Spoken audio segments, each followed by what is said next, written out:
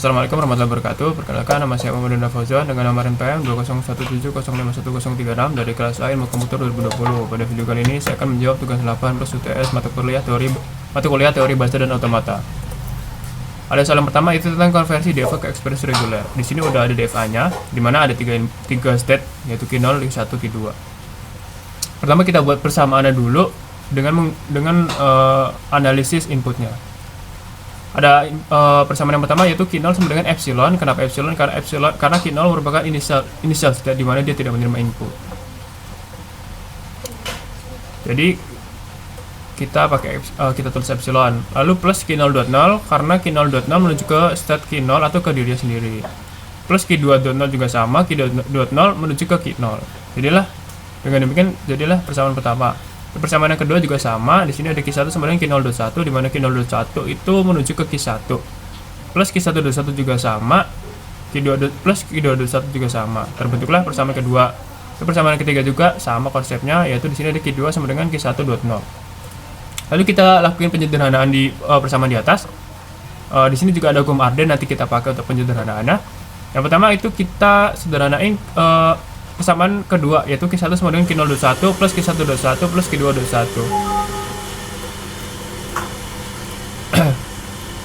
Kita substitusiin persamaan ketiga, yaitu Q2 ini ke dalam persamaan yang ini. Jadilah seperti ini persamaannya. Lalu dari persamaan yang ini kita gunain hukum Arden's sedemikian rupa sehingga terbentuklah persamaan yang ini. Dan untuk hasil akhirnya kita tulis menjadi ke persamaan yang keempat. Lanjut ke persamaan yang ketiga ini, Q2 sama dengan Q1.0. Ini juga kita substitusiin aja persamaan yang ke berapa nih? Persamaan yang Q1 tadi ini kita substitusiin aja. Lalu kita buat dia menjadi sebagai persamaan 5 gitu.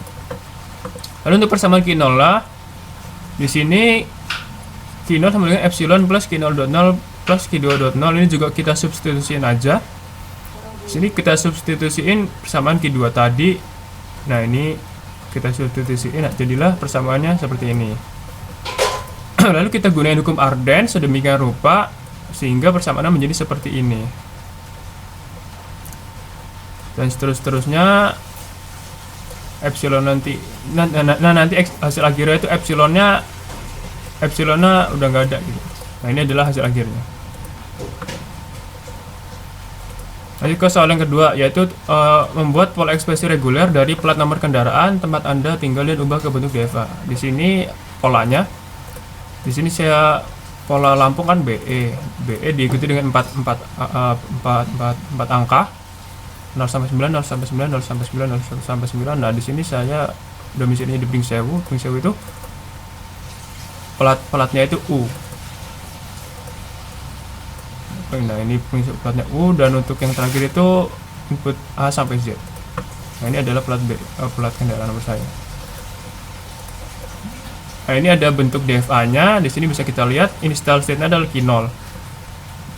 Ketika Q0 mendapat input B yang tadi BE itu, dia akan menuju ke Q1. Tapi ketika inputannya adalah bukan B, dia akan menuju ke Q0 aksen ini, di mana Q0 aksen ini adalah dead state. Jadi dead state ini dia nanti melooping ke dirinya sendiri gitu, kalau inputannya selain input B.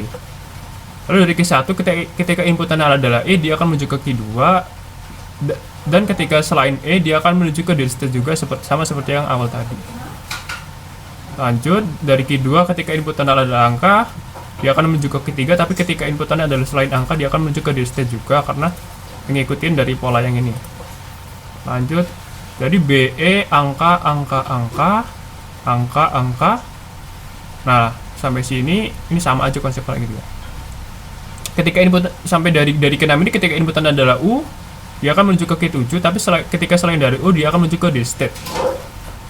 Nah, dari Q7 ketika inputannya adalah A sampai Z atau huruf, dia akan menuju ke Q8 sebagai final state. Namun ketika inputannya adalah selain A sampai Z itu selain huruf, dia akan menuju ke dead state-nya. Menuju ke dead state gitu. Nah, inilah bentuk DFA-nya. Lanjut materi tentang konversi antar ekspresi reguler dan FSA. ada konversi DFA ke ekspresi reguler. Ini sama kayak yang pertama tadi. Di sini ada rumus hukum Arden sama hukum identitas. Di sini udah ada DFA-nya, di sini ada 3 state, Q1, Q2, dan Q3. Kita konsepnya sama kayak yang pertama tadi, kita analisis inputnya, kita buat bersama seperti ini. Ini udah ada persamaannya, Q1, Q2, Q3, persamaan 1, persamaan 2, persamaan 3. Nah, di sini kita fokus ke final state-nya. Dimana kita ke Q1 dulu, Q1 sama dengan epsilon plus Q1.0. Kita gunakan hukum Arden sedemikian rupa sehingga jadi hasil seperti ini. Dan hasil akhirnya nanti epsilonnya itu hilang gitu. Jadi tinggal 0 closure. Lalu untuk final state yang kedua sama dengan Q1.1 plus Q2.1, kita gunakan hukum Arden's juga, jadilah hasilnya seperti ini. Karena final state-nya itu ada 2, kita lakuin operasi ini, R sama dengan 0 closure plus 0 closure dot 1 concat 1 closure. Kita gunain hukum identitas sedemikian rupa sehingga jadilah R sama dengan 0 closure 1 closure. Lalu ada materi tentang konversi reguler ke finite automata. Di sini udah ada contohnya. Kita pakai contoh. Yang pertama ada BA closure B, yang kedua ada A concat B plus C. Di sini di sini ada finite automata untuk persamaan yang pertama. Ada 3 state A, B, C. Dari state A ketika inputannya B dia akan ke B. Namun ketika inputannya adalah A, dia akan looping ke dirinya sendiri karena A itu merupakan, di sini A adalah A closure gitu. Jadi dia looping ke dirinya sendiri. Lalu lanjut ketika inputannya B, dia akan menuju ke final state-nya. Lanjut ke yang kedua, finite automata yang kedua. Untuk regular expression yang kedua ini ada 3 state juga A, B, C. Ketika inputannya adalah A, dia akan menuju ke B. Nah, dari B ketika inputannya adalah B atau C, dia akan menuju ke state C sebagai final state.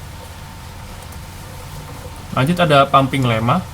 Pumping lemma digunakan untuk membuktikan sebuah bahasa non-reguler. Jika A adalah bahasa reguler dan A memiliki pumping length P, di mana diambil sebuah string S, di mana S lebih dari sama dengan P dibagi menjadi 3 bagian, yaitu S sama dengan X, Y, Z yang harus memenuhi kondisi sebagai berikut. Yang pertama, X, Y pangkat I, Z sama dengan elemen dari A untuk setiap I lebih dari sama dengan 0. Yang kedua, Y lebih dari 0.